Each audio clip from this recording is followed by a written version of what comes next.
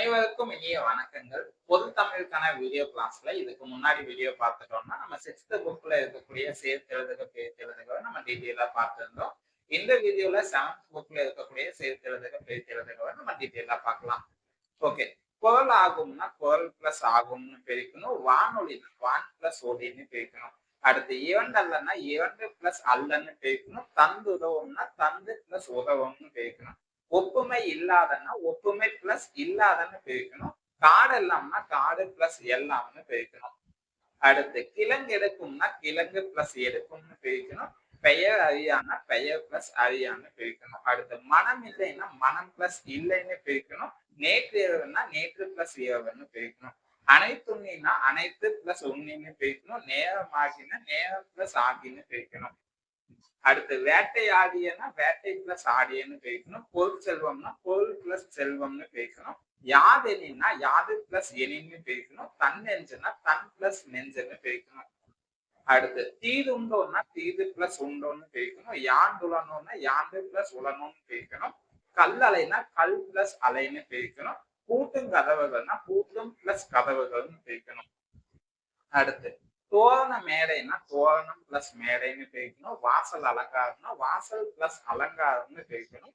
பெருங்கடல்னா பெருமை பிளஸ் கடல்னு பிரிக்கணும். பெரிய கடல்னு பிரிச்சிடக்கூடாது.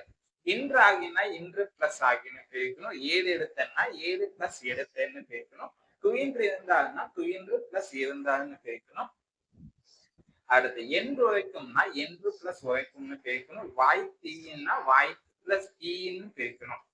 அடுத்து கேடு இல்லைன்னா கேடு பிளஸ் இல்லைன்னு பிரிக்கணும். எவன் ஒருவன்னா எவன் பிளஸ் ஒருவன்னு பிரிக்கணும். உயர்வு அடைவோம்னா உயர்வு பிளஸ் அடைவோம்னு பிரிக்கணும். இவை எல்லாம்னா இவை பிளஸ் எல்லாம்னு பிரிக்கணும். வனப்பில்லைன்னா வனப்பு பிளஸ் இல்லைன்னு பிரிக்கணும். வாழ்க்கைனா வாழ்வு பிளஸ் எனில்னு பிரிக்கணும். அடுத்து வன்கீரைனா வன்மை பிளஸ் கீரைன்னு பிரிக்கணும். கட்டி அடித்தல்னா கட்டி பிளஸ் அடித்தல்னு பிரிக்கணும். கோட்டோவியம் கோட்டு பிளஸ் ஓவியம்னு பிரிக்கணும். செப்பேடுனா செப்பு பிளஸ் ஏதுன்னு பிரிக்கணும். எழுத்தாணினா எழுத்து பிளஸ் ஆணின்னு பிரிக்கணும். எழுத்தென்பன்னா எழுத்து பிளஸ் என்பன்னு பிரிக்கணும். கரைந்துண்ணும்னா கரைந்து பிளஸ் உண்ணும்னு பிரிக்கணும். கற்றனை தூரும்னா கற்றனைத்து ஊருன்னு பிரிக்கணும். ஓகேவா? அடுத்து நீர் உலையும்னா நீர் பிளஸ் உலையுள்னு பிரிக்கணும். மாறி ஒன்றுனா மாறி பிளஸ் ஒன்றுன்னு பிரிக்கணும். தேர்ந்தெடுத்துன்னா தேர்ந்து பிளஸ் எடுத்துன்னு பிரிக்கணும். ஓடை எல்லாம்னா ஓடை பிளஸ் எல்லாம்னு பிரிக்கணும். அடுத்து ஞான சுடர்னா ஞானம் ஞானம் பிளஸ் சுடர்னு பிரிக்கணும். இன்பொழுதுனா இன்பு பிளஸ் ஒழுதுன்னு பிரிக்கணும். இன்சொல்னா இனிமை பிளஸ் சொல்னு பிரிக்கணும். இனிய சொல்னு பிரிச்சிடக்கூடாது.